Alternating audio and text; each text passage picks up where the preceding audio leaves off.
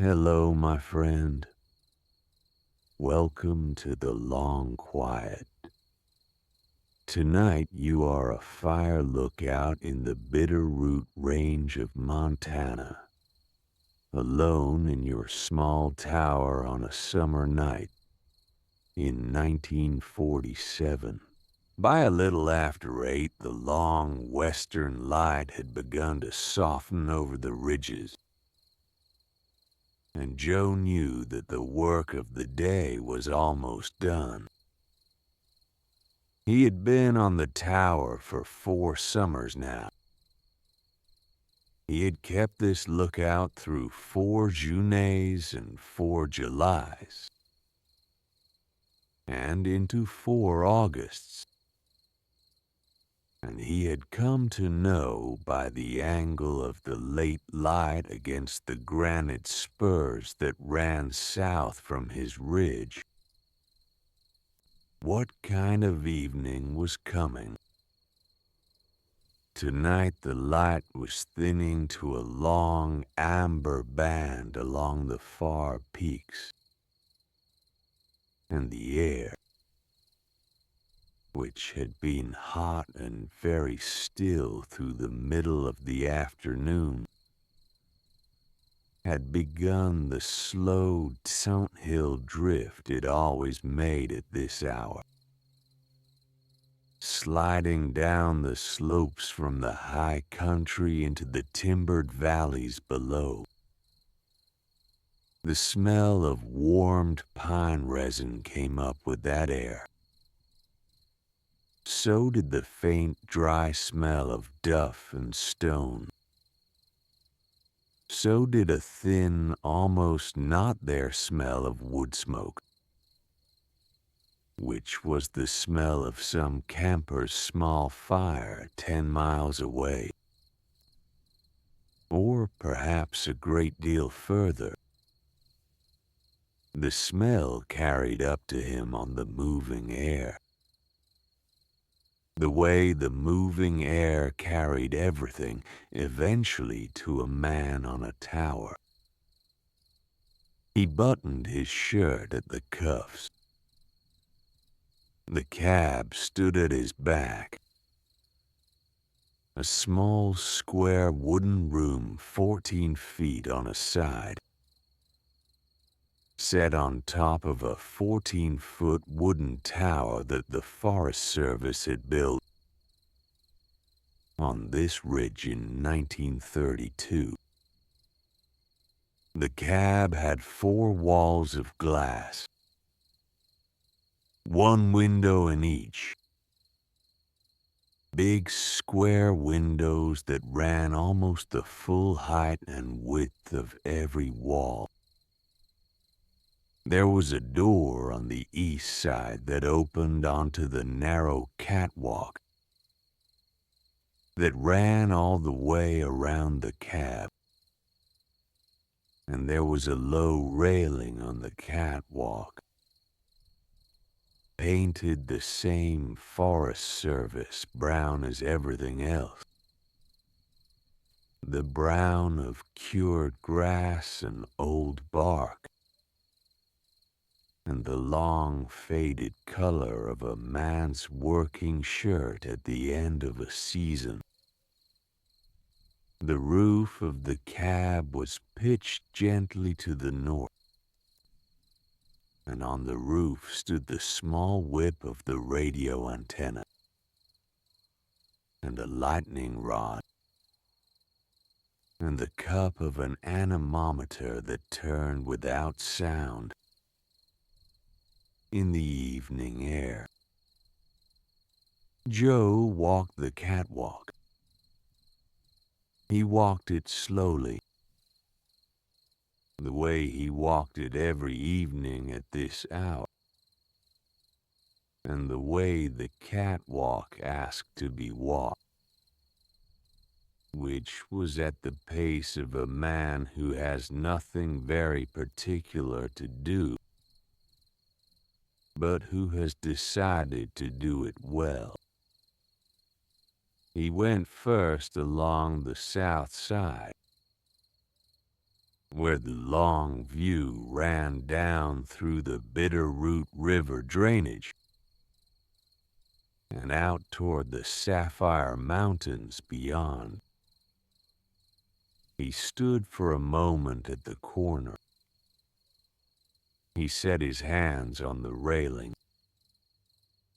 The wood was warm from a day of sun.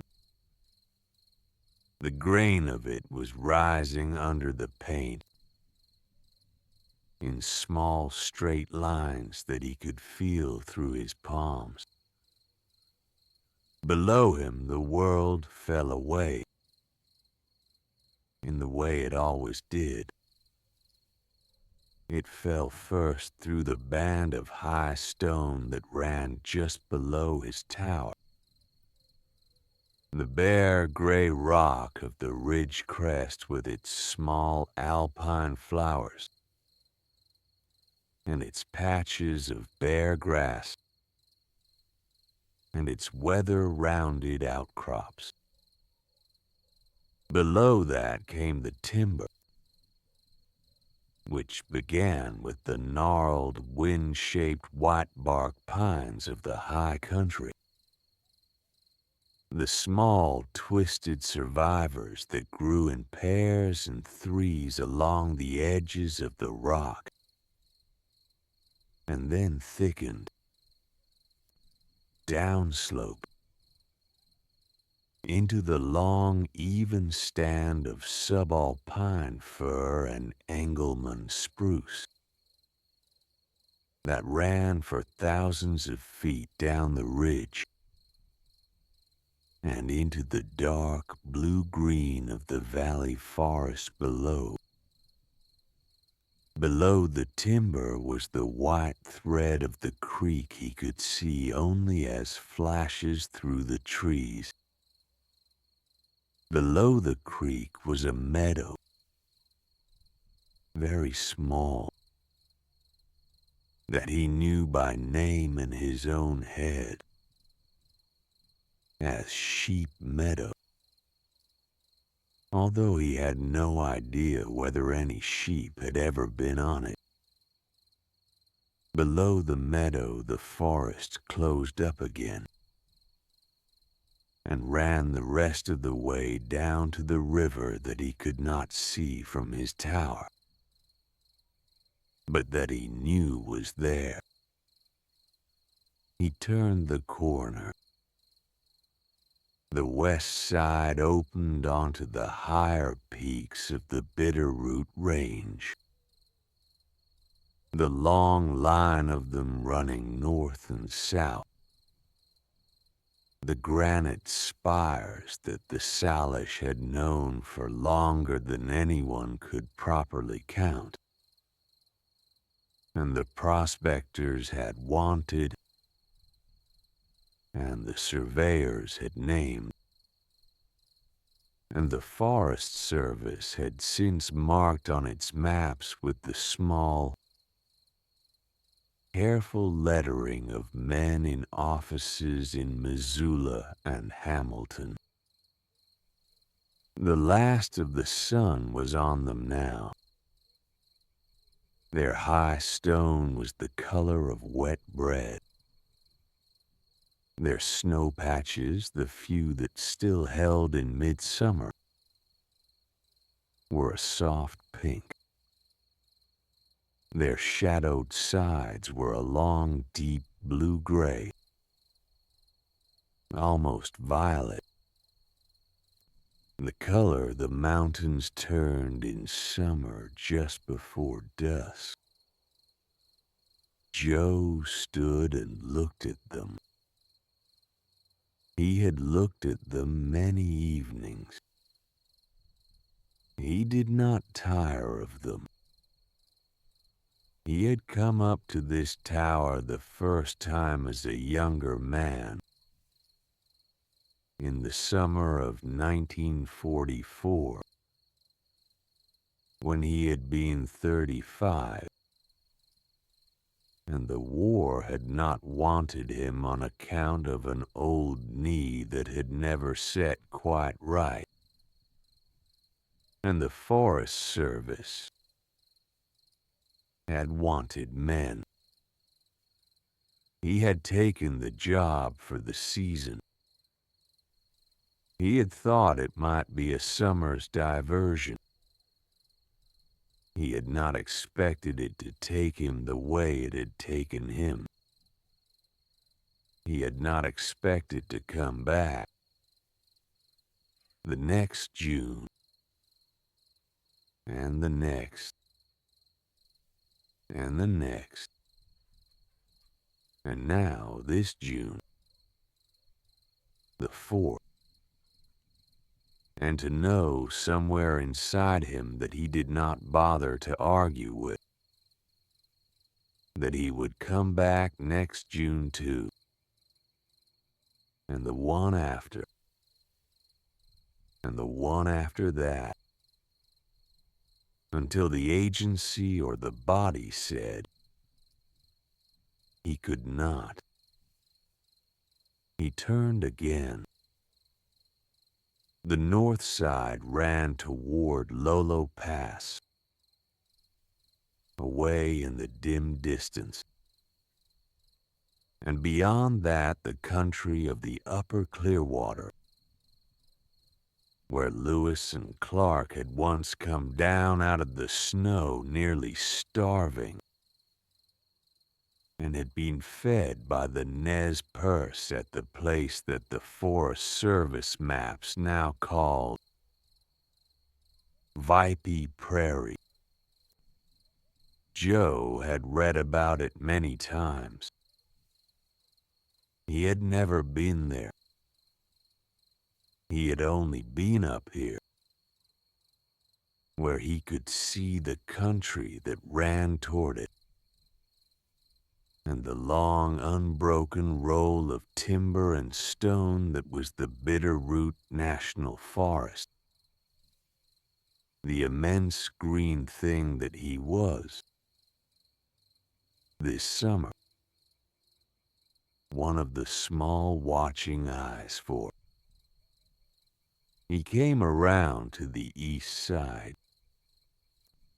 The east opened onto the wider sweep of the Bitterroot Valley, and on a clear day he could see, dim and small and very far, the small lights of Hamilton beginning to come on in the dusk,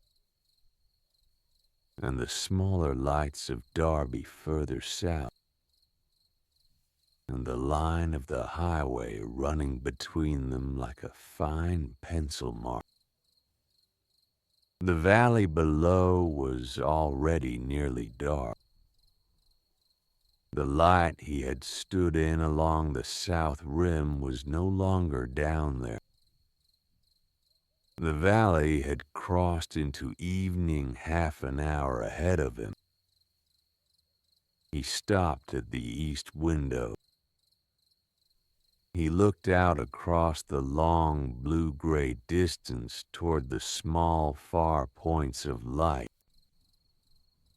They were a kind company, those lights. He did not know the people whose stoves and lamps made them. He did not need to know.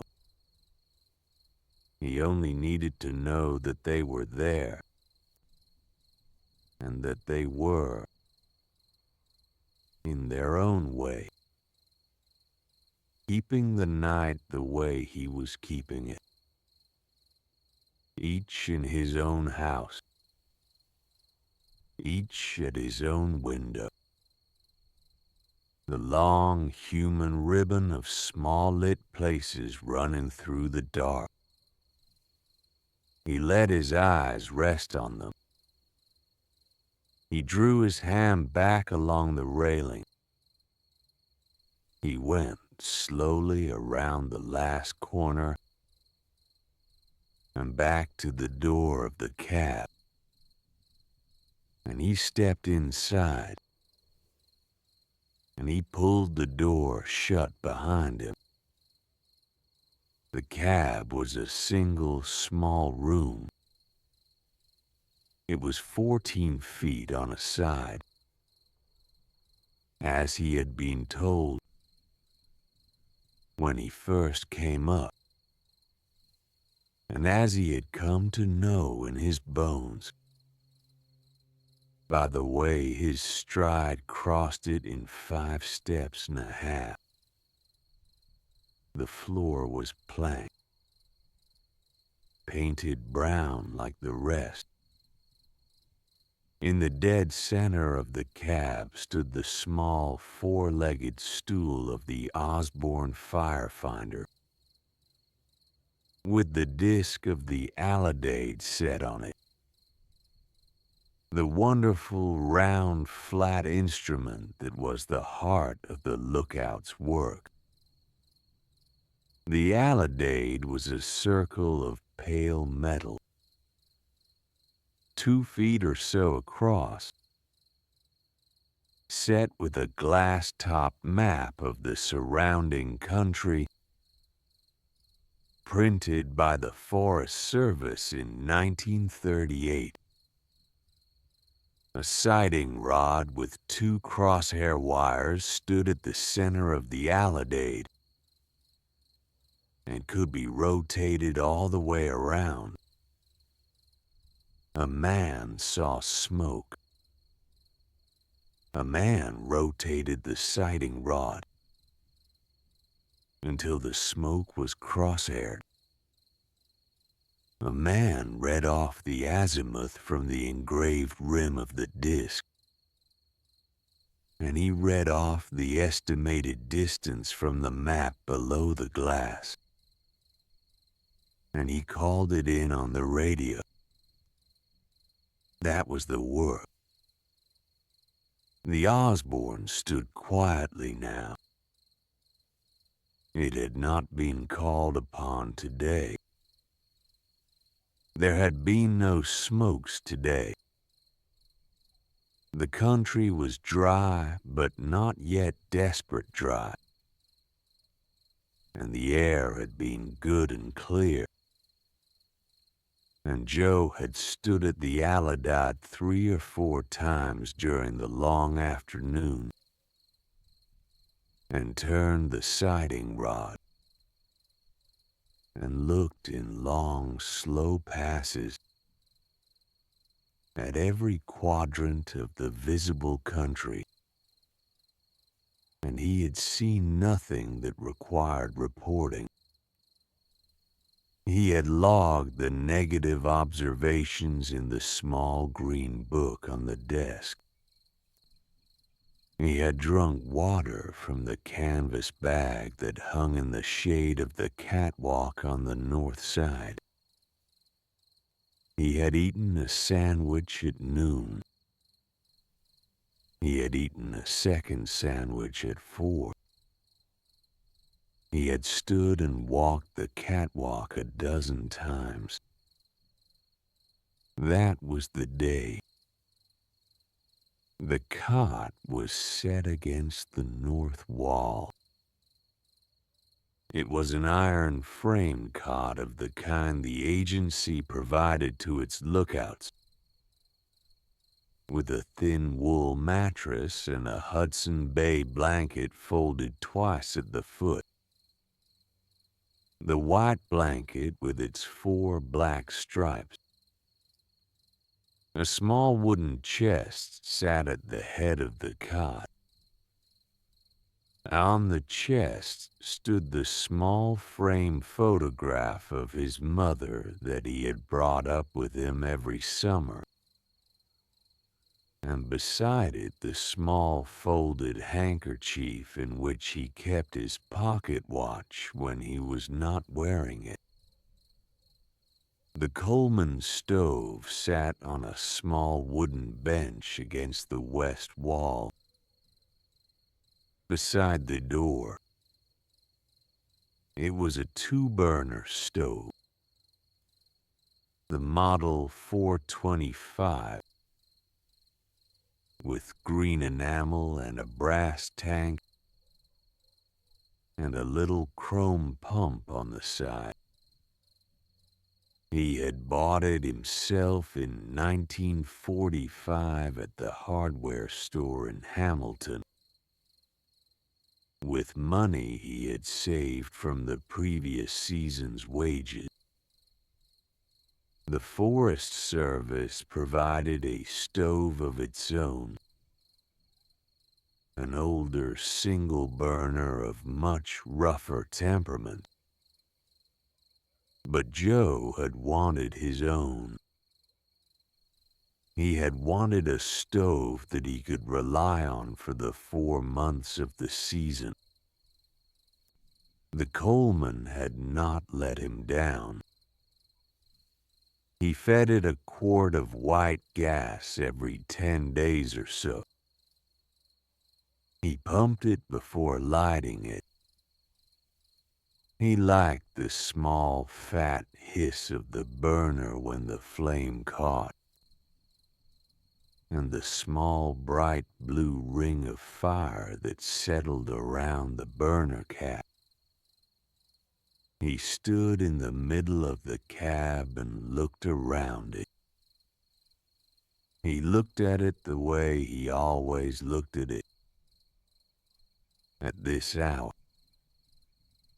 He looked at it the way a man looks at his own boat or his own workshop, not really looking,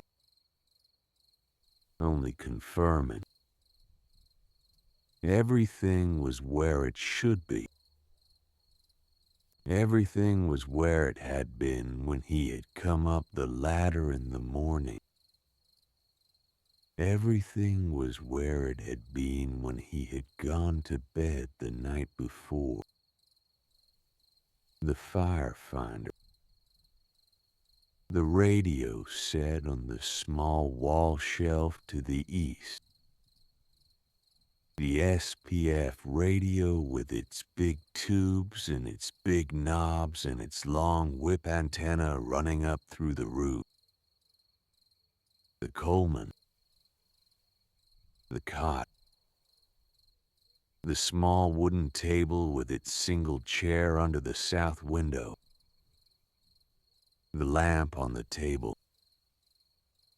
The small shelf of books beside the cot.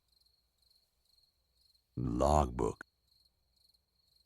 The pencils in their tin can.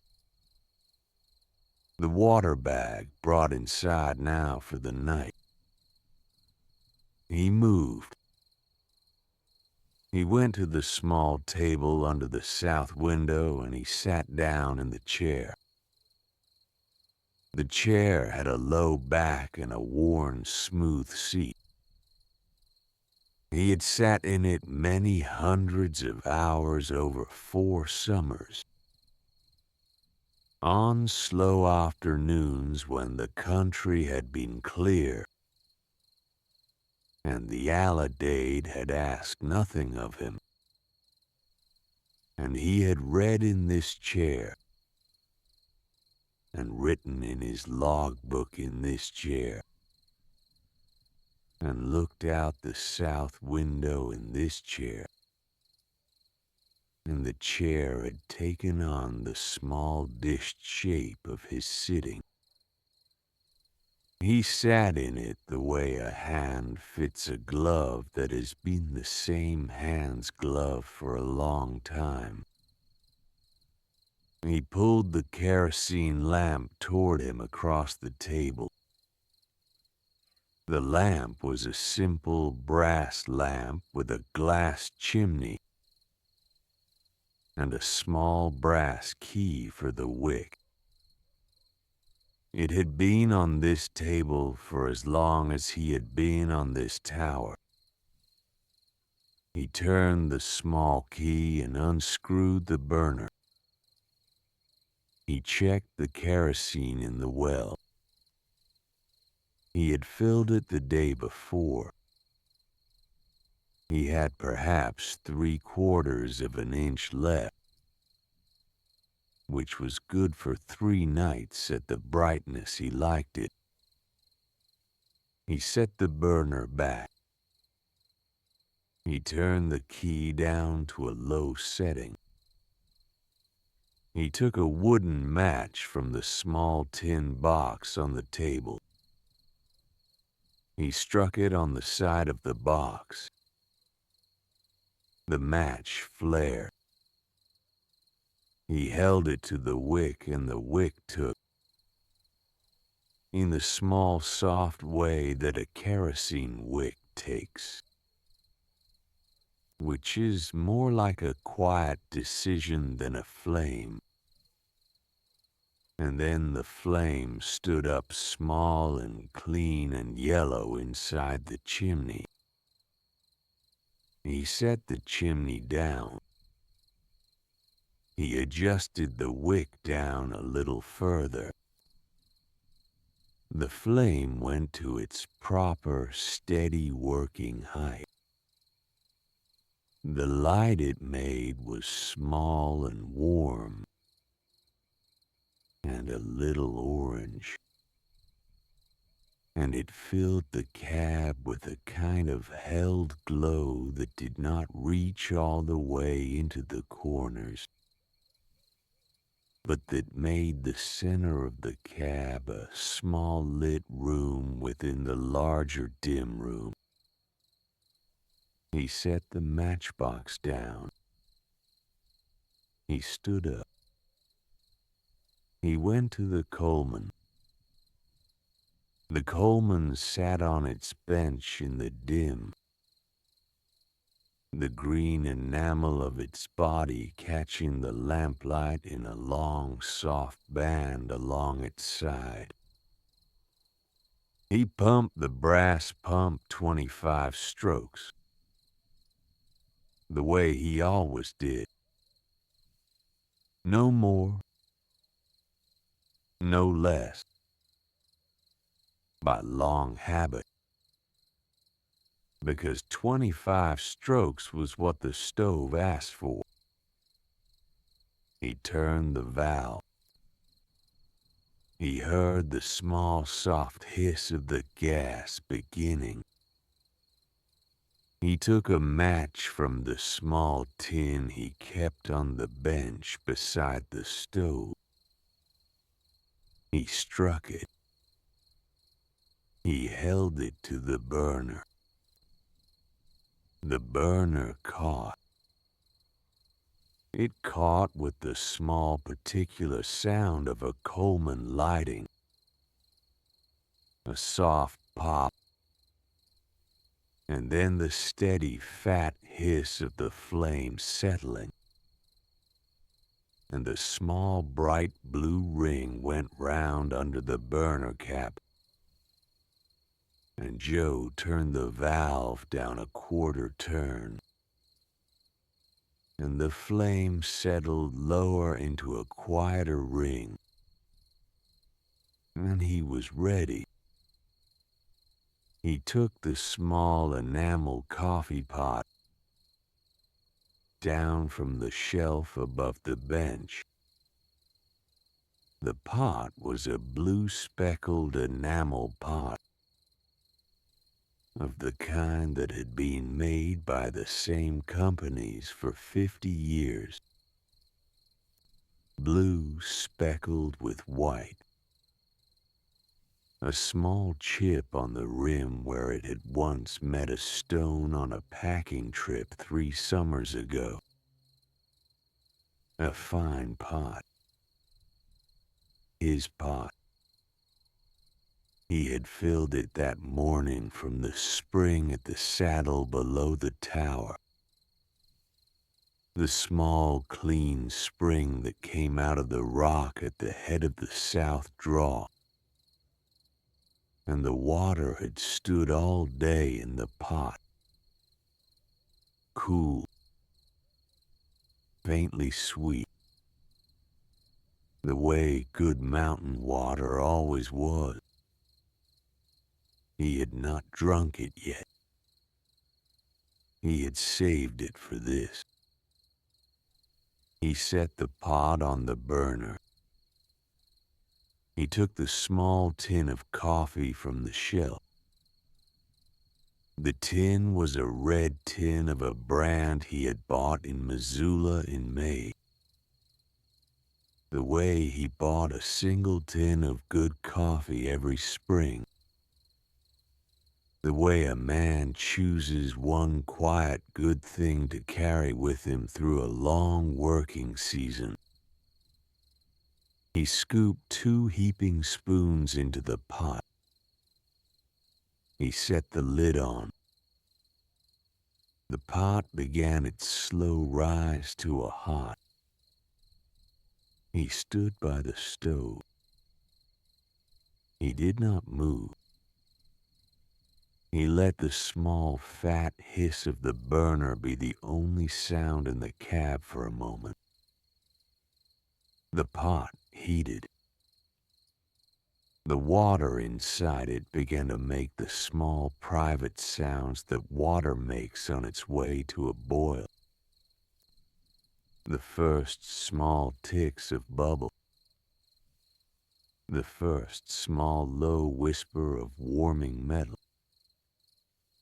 The slow change of weight that a man can feel through the handle when he checks it. He did not rush it. There was no point in rushing it. The coffee would be ready when it was ready. He had nowhere to be. The world had nowhere it needed him to be. He stood by the stove with his hands at his sides and his eyes half on the pot and half on the small square of dusk in the west window above the bench, where the last warm color had now drained out of the high peaks, and they had gone the dim, soft blue of mountains after sunset. Outside, the wind was beginning its evening turn. It came on at the same time every clear summer evening in this country by the simple physics of warm air rising off the valley floor as the day cooled and cold air drawing down off the high country to fill the space. It was a slow wind. It was a kind wind. It moved through the timber below the tower with the long, even hush of moving air in many million needles. And it came up onto the ridge as a small, steady push that he could feel against the south wall of the cab. The wind passed. The fire kept itself. The pot warmed. He thought faintly of nothing in particular. He thought perhaps of the bunkhouse at the ranger station down in the valley, where the night clerk would be settling in for his watch with a thermos of coffee and the local paper. He thought perhaps of his own small room in the boarding house in Hamilton where he wintered, which would be sitting empty now. All his winter things in the small wooden trunk at the foot of the bed, waiting for him to come back down in late September. He drew a long breath.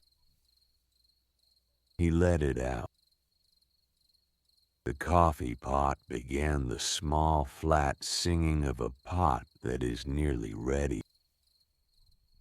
The small, high song of grounds blooming up through the heat. And Joe leaned to it. And he turned the valve on the Coleman down a hair further. And he let the pot go on at the lower flame for the small, steady minute that the coffee asked. Then he took the pot off. He set it on the small wire trivet on the bench. The ground settled. He let them settle the way he always let them settle.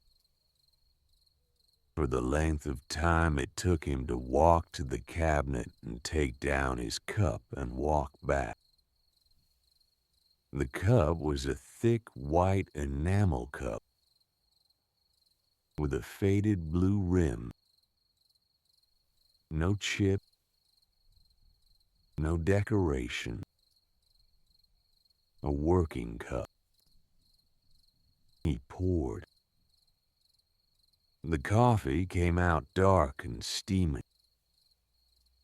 He let the chimney of the lamp catch the steam for a moment, and the lamp made a small, slow blur in the steam, like a star seen through summer haze.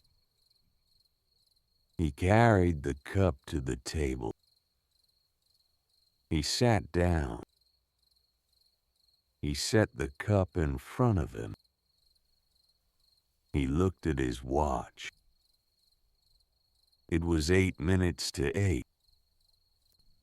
The radio check was at 8. He always did the coffee just before the check, so that the coffee would be ready for him after, when the work of the night was finally and properly done. He set the cup aside. He stood. He went to the small shelf where the radio sat, and he looked at it. The radio was a Forest Service SPF set, painted the same brown as everything else, with a single big tuning dial and a single big volume knob, and a small black switch for transmit and receive. It had 2 big tubes that glowed orange when it was warm. He had warmed it at 3 minutes before the half hour, the way he always did, because the SPF wanted a few minutes to settle into its working temperature before it would talk clean. He sat down in the small, straight chair in front of the radio. He picked up the handset. He waited. He watched the second hand of his watch on the small shelf beside the radio. The second hand swept around. It passed the 7. It passed the 8. It passed the 9. It came to 12. He keyed the handset. Roxy. Roxy. This is Beaver Ridge. Beaver Ridge calling Roxy. Over. He let go of the key. He waited. The static came back through the small speaker. The long, low, warm hiss of a tube radio listening to its own circuits. And then, behind it, the small, clean voice of the ranger station down at Sula. The voice of a young man named Hollis who had been the nightman at the station all summer. Beaver Ridge. Beaver Ridge. This is Roxy.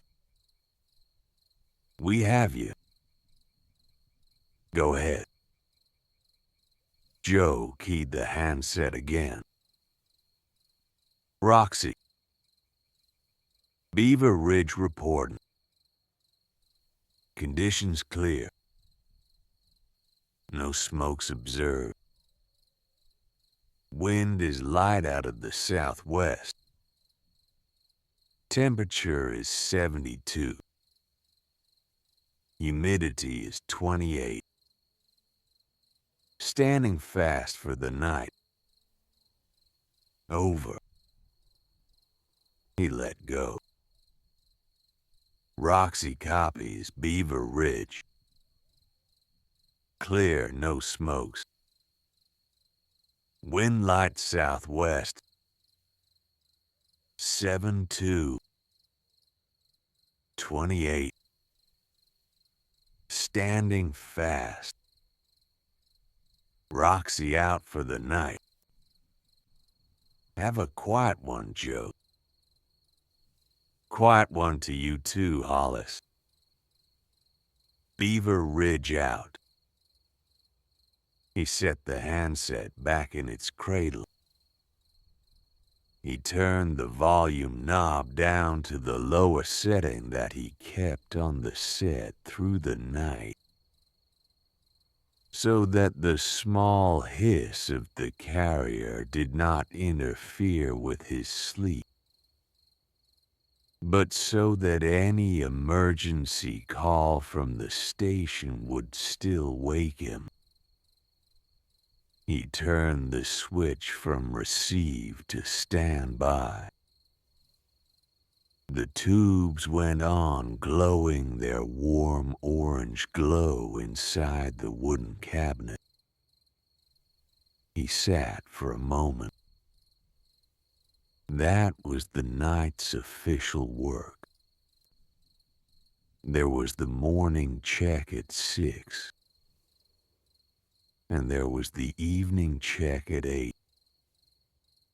And in between, in the long hours of light, there was the watching, the standing at the alidade and looking at the country, the long, slow turning of the eye over the long, slow stand of timber. But the radio at 6 and the radio at 8 were the two small fixed points that held the whole shape of a lookout's day. And the 8 check especially was the small punctuation that turned the day tower into the night tower. He had made the call. He had been heard. He was alone now until morning. He let his shoulders drop. He had not known he was holding them. He went back to the small table under the south window. He sat down. He pulled the cup of coffee toward him. He picked it up. The first sip went down very slow. It went down past his throat and into his chest. And the warmth in his chest spread out from the place the coffee landed, and the long, mild weariness of a day's watching, which he had not really felt until this moment. The small, bone-deep tiredness of standing at the alidade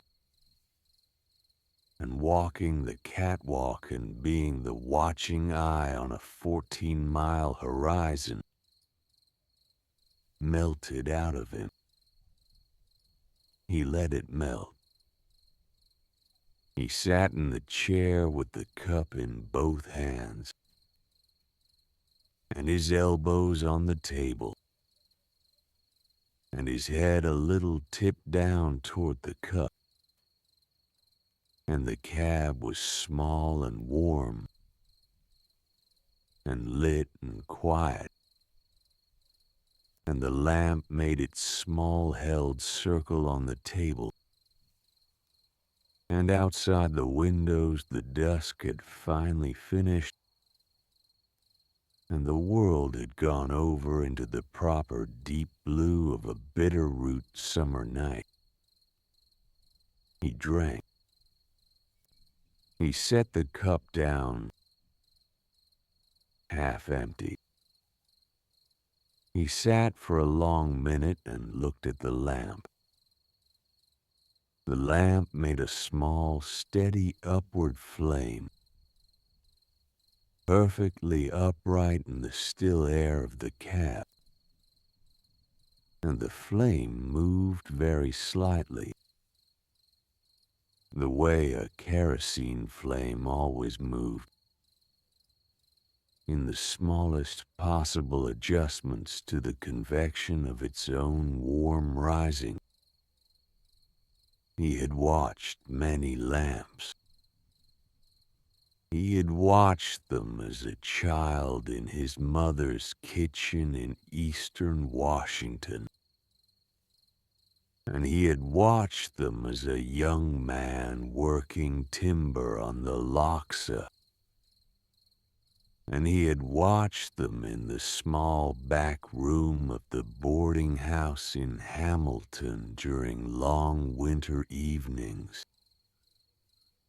And he was watching this one now.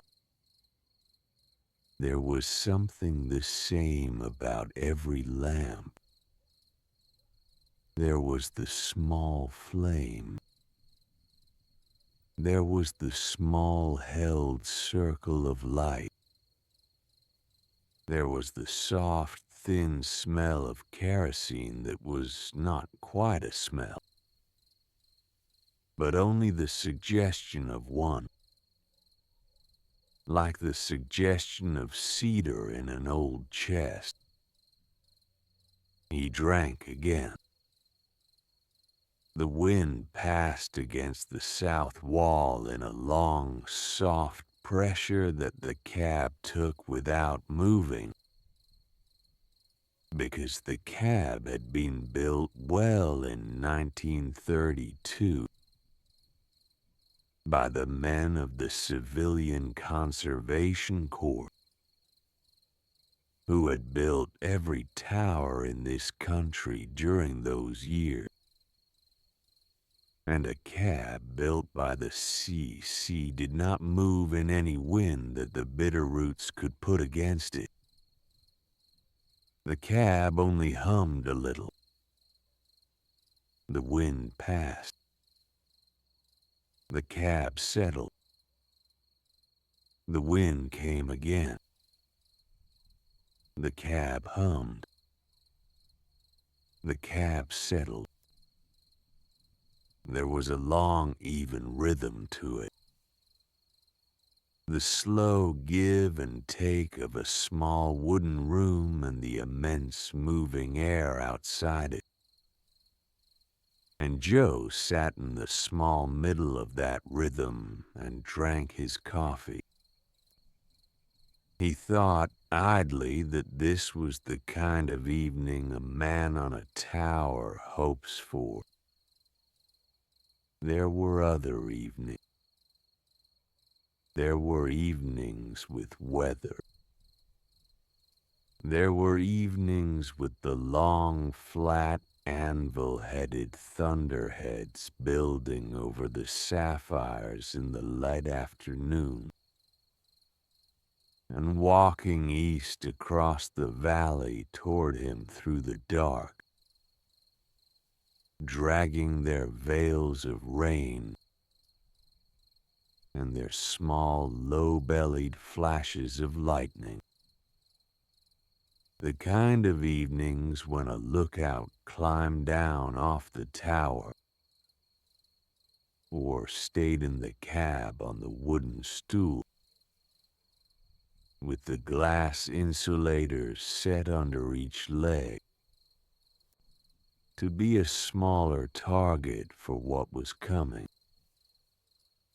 There were evenings of smoke, when the country was burning somewhere, and the alidade became the busy heart of his work, and the radio crackled, and he could not look away from the south because the wind was up and the country was dry, and the next 20 minutes mattered. This was not that kind of evening. This was the other kind. This was the long, mild summer evening of a clear day in a country that was not on fire, and the work of the day was done, and the radio was quiet, and the lamp was lit, and the coffee was good, and the small lit cab on its small wooden tower above the long, quiet timber of the bitterroots held him gently in its small lit middle. He drank. The lamp went on. After a time, he stood and refilled the cup. He sat back down. He did this without any particular thought, in the way of a man who has done 1,000 things in a small room over 4 summer's evenings, without thinking. He drank. The cab was very quiet now. He could hear beyond it the small, steady sounds of the Montana night. He could hear the long, low hush of the wind in the timber below, which was not really one sound, but the sum of an enormous number of small sounds. The soft whisper of needle against needle in many 10,000 trees, all of them moving slightly together in the slow downhill drift of the cooling air. He could hear very far below the white sound of the creek down in the bottom of the south draw. The small thread of a sound, almost not there, but there. He could hear once the small high call of a nighthawk somewhere out over the bowl below the ridge, the small flat peent that they made on summer evenings when they were hunting. He listened for it again. It came once more. It didn't come a third time. The nighthawk had moved on. He thought somewhere underneath the listening of John Muir. He had read Muir for years. He kept a small thin volume of Muir on the shelf beside his cot. A copy of The Mountains of California that his uncle had given him in 1921 when he had finished high school. A brown cloth-bound book with gold lettering on the spine that had become faint. He had read it many times. He had read it the first summer up here, and the second, and parts of it the third, and he would read a few pages tonight. There was something about Muir that fit the work. There was something about a man who had spent his life walking high country and riding it down that the long quiet of a lookout's evening seemed to ask for. He did not pick the book up yet. He let the thought of it sit, the way a man lets the thought of a meal sit, while he finishes the small work that comes before the meal. He drank the second cup.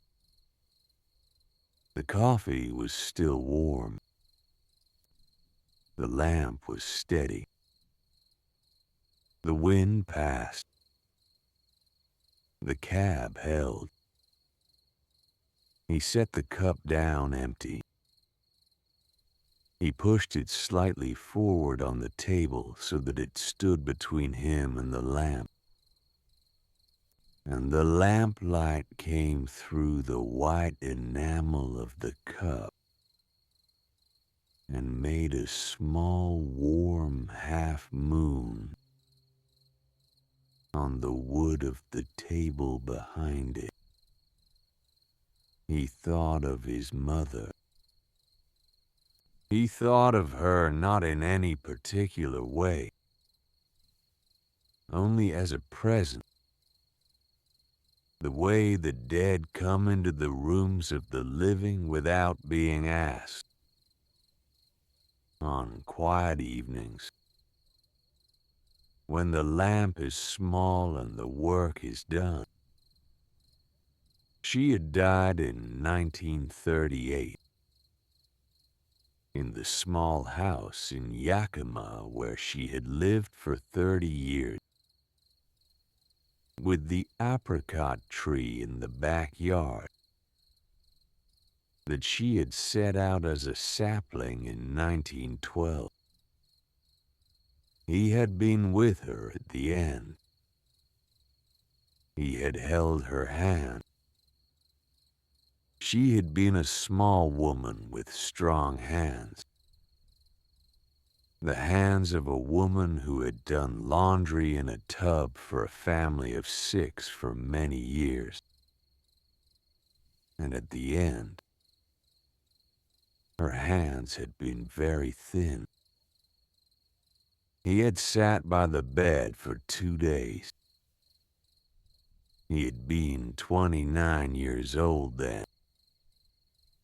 He let her come into the cab. He let her sit in his mind, in the chair on the other side of the table. He let her look at him with the small, unimpressed look she had always had. The look that said she had given him this life, and he was making of it what he was making. And she had her thoughts on the matter, but was not going to share them all. She would have approved of the tower. She would not have said so. She would have wanted to know if he was eating well. She would have wanted to know if he was lonely. He had been only 38, and she would have wanted to know if he was going to be married. He hadn't been married. He was not going to be married. He had decided this a long time ago, in the slow way that a man without any particular drama in him decides the shape of his own life. And he was at peace with the decision. And his mother, who had wanted grandchildren and had said so, would have made the small set of her mouth that she made when she chose not to argue with something. He thought of his sister Margaret, who lived now in Spokane with her husband and her 3 children, and to whom he wrote twice a summer, and from whom he received small bright letters every few weeks in the bundle the packer brought up. He thought of the packer, an old man named Carl Anders, who came up with the mule string every 10 days through the summer, with the mail and the kerosene and the white gas, and who sat on Joe's small bench on the catwalk for an hour after the unpacking, drinking the coffee Joe always had ready, and who liked his coffee very black. He thought of the small thing his mother had said to him on the back porch one summer evening when he was 8, that he had not thought of for years. She had said, in the small offhand voice she used for the things that mattered, "You're the kind of boy who likes to look at things, Joe." She had not said anything more about it. She had gone back into the house. He thought of it now. He smiled very faintly at the empty chair across the table. He stood. He went to the shelf beside the cot. He took down the Muir.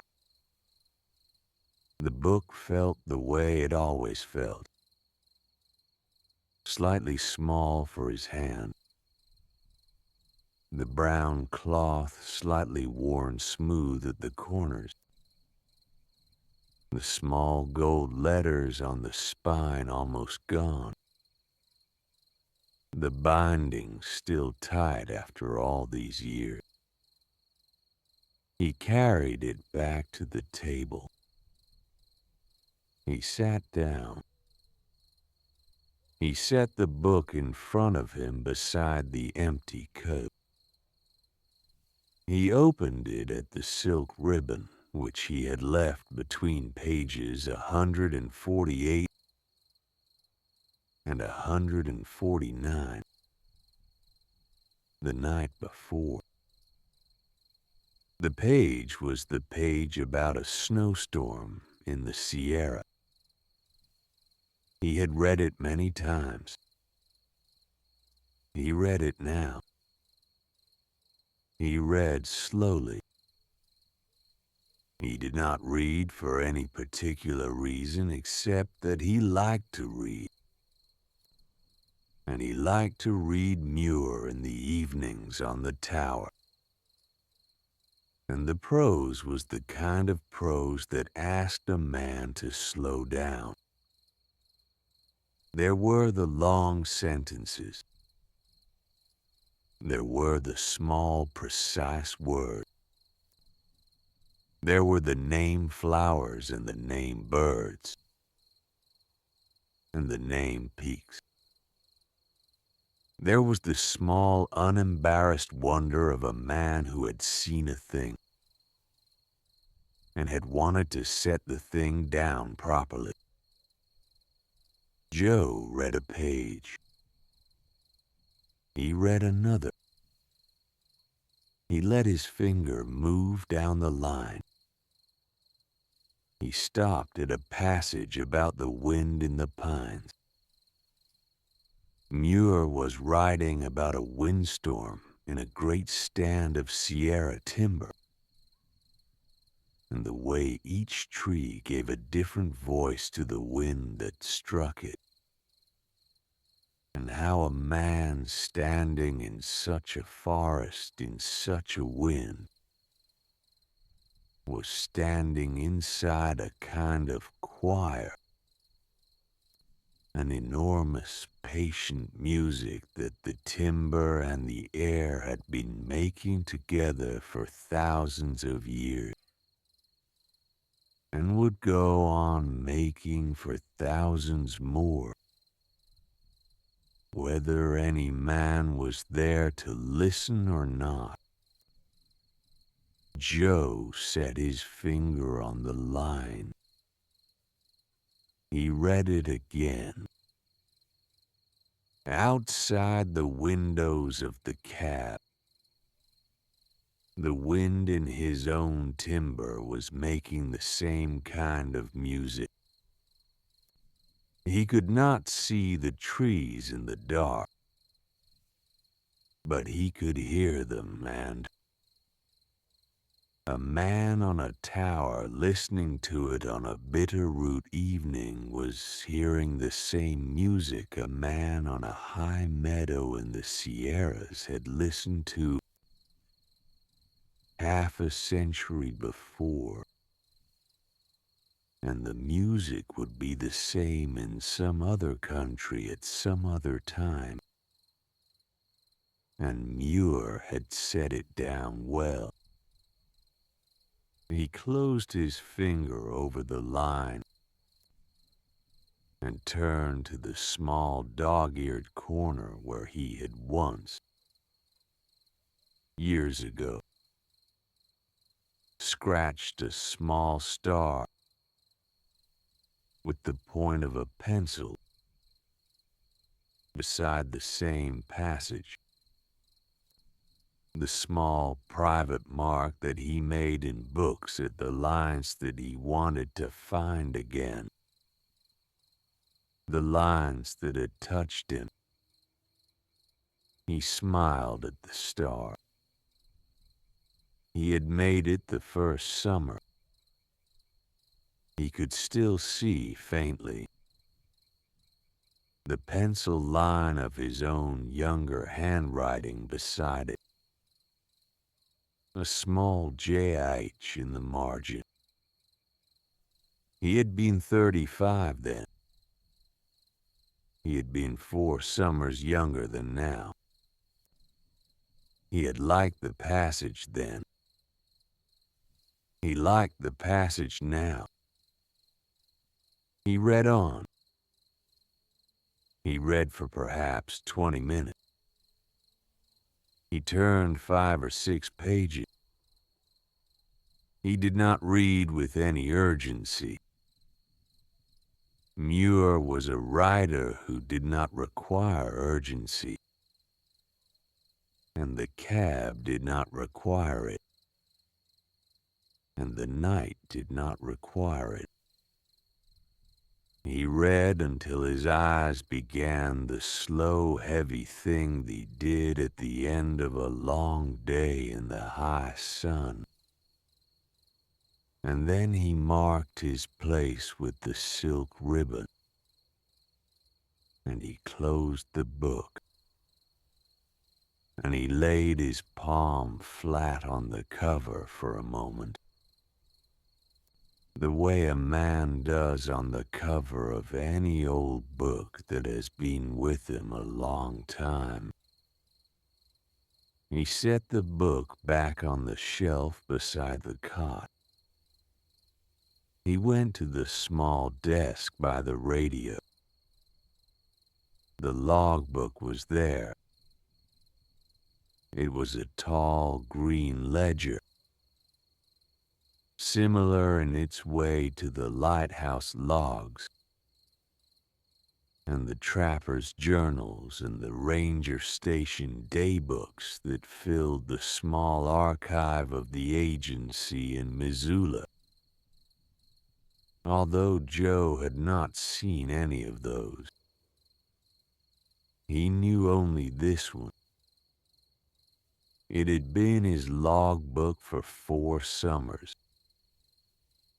It had a stiff brown cardboard cover and unlined pages and the small Forest Service shield pressed into the front. And inside it Joe wrote, every night before bed, the small, precise observations of his day. He sat down at the desk. He pulled the logbook toward him. He opened it to the page that had today's date already written at the top. July the 22nd, 1947. In his small hand, in pencil, the way he wrote, the way he had always written. He picked up the pencil. It was a number 2 pencil, sharpened to a fine point, with the small folding knife he kept in his right trouser pocket. He wrote. He wrote the conditions. He wrote that the sky had been clear all day with a few high cirrus moving northeast in the late morning. He wrote that the visibility had been good, perhaps 40 miles, and that he had had clear sight of the Sapphire Range to the east and the far peaks of the Selway to the west. He wrote that the temperature in the cab had reached 81 at 2 in the afternoon and had fallen to 72 by the 8 o'clock check. He wrote that the wind had been southwest, light and steady. He wrote that the relative humidity, taken by the small sling psychrometer that hung on a hook outside the south window, had been 28 at 8 o'clock. He wrote that no smokes had been observed. He wrote that the radio check at 8 had been clean, and that the station was Hollister. He wrote at the end, in the small free-form way that the agency allowed, and that he had come to use one line of his own, the way he did most nights, not because the agency cared, but because he liked to. He wrote, "Nighthawks over the bowl at dusk, south wind soft." He set the pencil down. He looked at the page for a moment. He looked at his own handwriting, which was small and steady and even. The handwriting of a man who had spent 4 summers writing one line a night and many afternoons of negative observations in this same book. He thought briefly of the lookouts who had used this tower before him, whose logbooks were stacked in a small wooden box in the office in Hamilton, and whose small, precise lines about wind and humidity and smoke seen and not seen had been the slow, steady making of the record of this particular ridge, year after year. He was only the current line of the river. He closed the logbook. He set the pencil back in the tin can. He stood. His knees made the small, soft popping noise they had begun to make in the last summer. The small popping of joints that had been on a wooden ladder up and down for 4 summers, and that had carried him on long trail miles for many summers before that. He did not mind. The body did what bodies did. He went to the Coleman. He turned the valve closed. The small hiss of the burner faded out. The blue ring of flame went down to nothing. The pump pressure stayed in the tank where he could find it for the morning. He set the small wire trivet over the burner.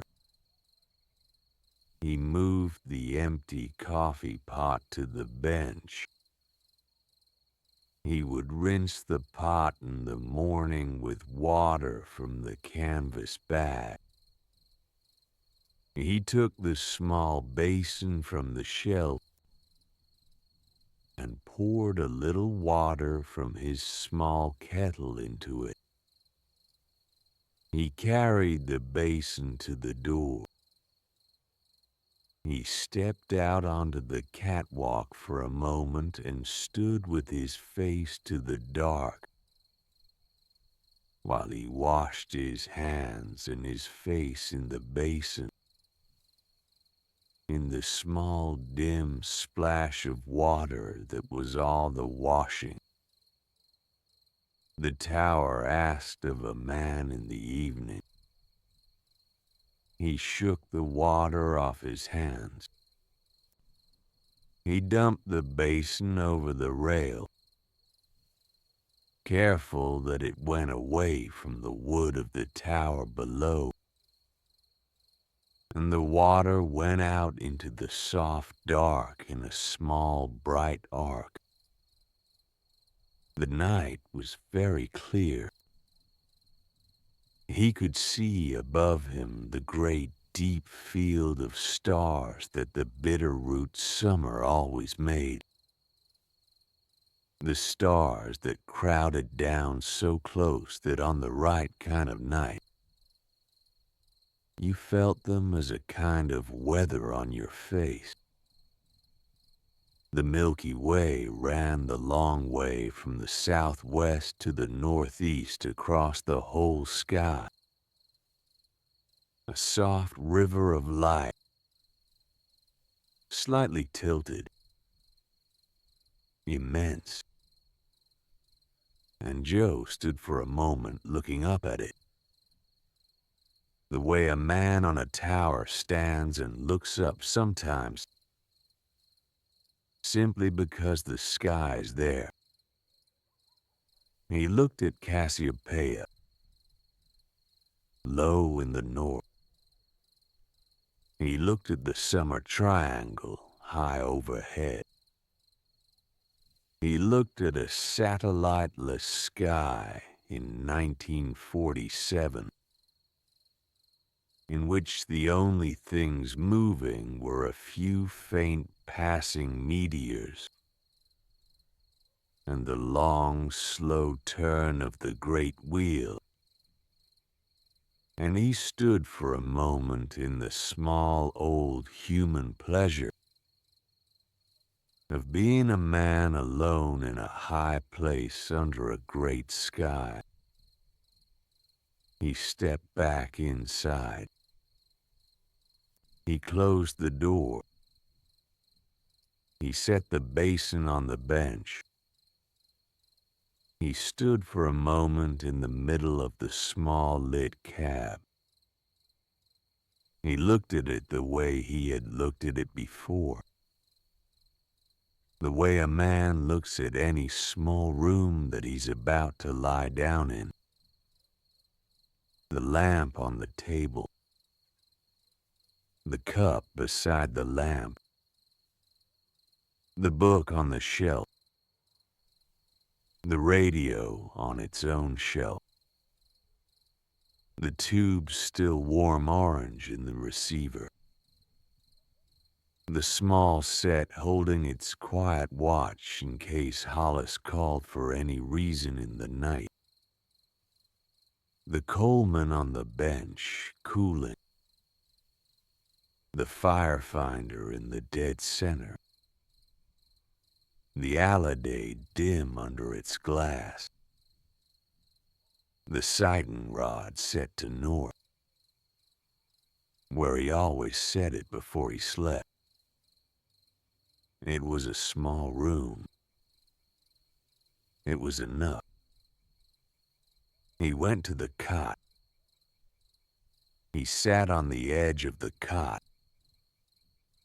In the small, soft, yielding way the cot greeted him. And he pulled off his boots. Slowly.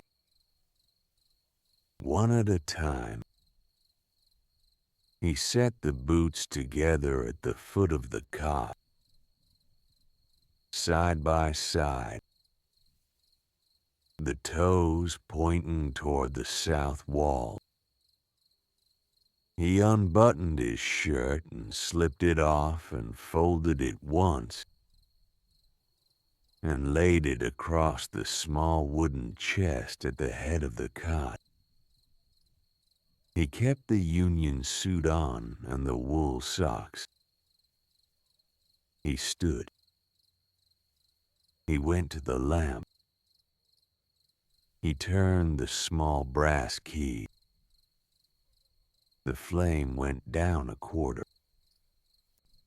He turned it again. The flame went down another quarter. He left it at a small kept flame, no bigger than the tip of his finger.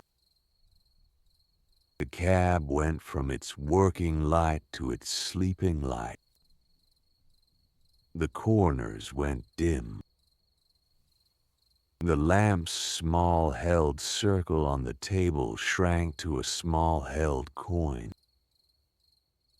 The shelves became suggestions of shelves. The Osborne stood in the dead center of the room as a low round shape, just visible.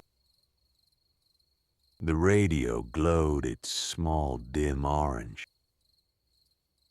The Coleman was a dark green presence against the wall. He lay down on the cot. He pulled the Hudson Bay blanket up over himself. The blanket was wool and heavy and old and very soft from many summers' use. And it smelled faintly of cedar from the chest he kept it in at the boarding house through the winter, and the smell of cedar mixed in his nose with the smell of kerosene from the lamp and the small faint smell of wood smoke from his shirt, where it had absorbed over the day the small drift of distant fires. He folded one arm behind his head. He let the other rest on his chest, where he could feel through the blanket the slow rise and fall of his own breath. He closed his eye. Outside, the wind kept its long, slow downhill press through the timber. He could hear it now in the way a man hears the wind from a small lit room in the middle of a great timbered plate. He could hear the long, soft hush of needle against needle in the tens of thousands of trees that fell away below his tower in every direction. He could hear, behind it, the small, steady sound of the cab's own breathing, the small hum of the wooden walls against the air pressure, the small, soft tick of the lamp's chimney as it settled into the lower flame, the small, almost not there sound of the radio carrier holding its watch. He listened. He had been listening to this for 4 summers.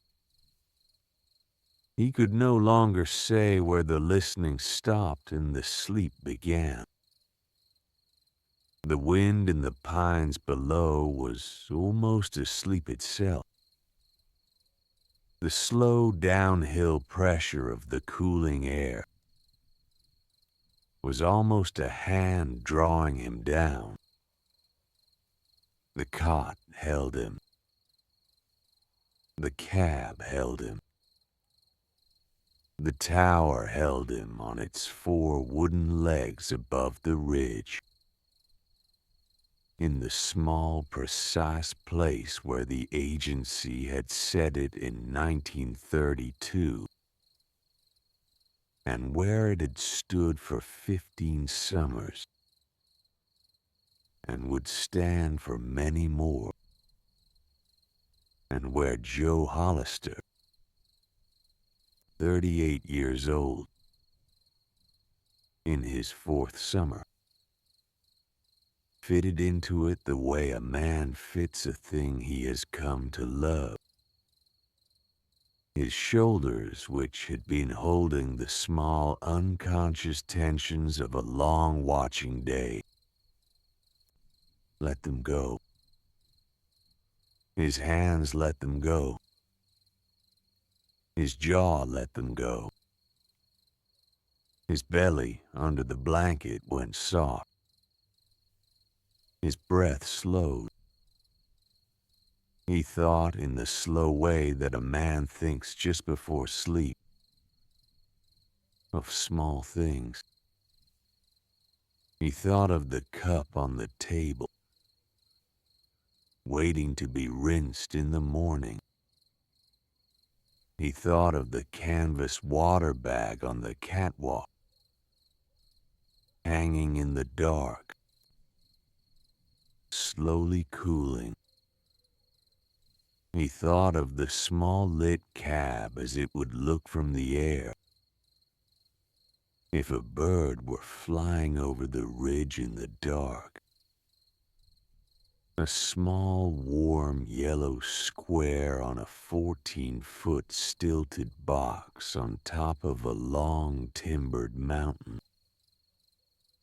A small, lit thing in the great, dark country. He thought of Hollis at the ranger station, drinking his own coffee at his own desk, listening for any call that might come. He thought of the small, far lights of Hamilton, 20 miles east, and the smaller lights of Darby further south, and the line of the highway between them with its few late headlights. The small, slow procession of valley life going its way through the night. He thought of the great peaks to the west, the Bitterroots themselves, dark now and unseen, holding their snowfields in their high cirques, and the small lakes in the high country lying flat and very cold under the stars. He thought faintly of Muir's choir of pines. His thoughts slowed. They became no longer thoughts, but only the slow, soft drift of one thing into another. The wind, the pines, the lamp, the blanket, the slow rise and fall of his breath under his hand, the small far lights, the slow turn of the great wheel above the cab, the long faint smell of distant wood smoke on the moving air, the small known sound of his own tower settling into its night. He let it pass over him. He let it pass over him again. The night went on outside, and the cab went on inside, and the long Bitterroot summer night settled in around them both. And Joe, who was tired and warm and quiet, and not afraid, drifted gently down into the deep, easy quiet of sleep. The wind kept passing. The pines kept their long, slow music. The lamp kept its small, low light. The radio kept its quiet watch. The cab kept its small, held warmth. And somewhere, far above the timber and the tower, and the long, sleeping ridges of the Bitterroots, the great wheel of the stars went on turning as it had always turned, and would always turn, and Joe slept, and the country held him, and the night kept being the night, and that was all. And now, a few quiet words to carry into sleep. You are safe. You are warm. The day is done. Nothing more is asked of you tonight. The room around you holds you gently. The bed beneath you holds you fully. Your body knows how to rest. Your mind may let go now. The long quiet is here. Sleep well, my friend.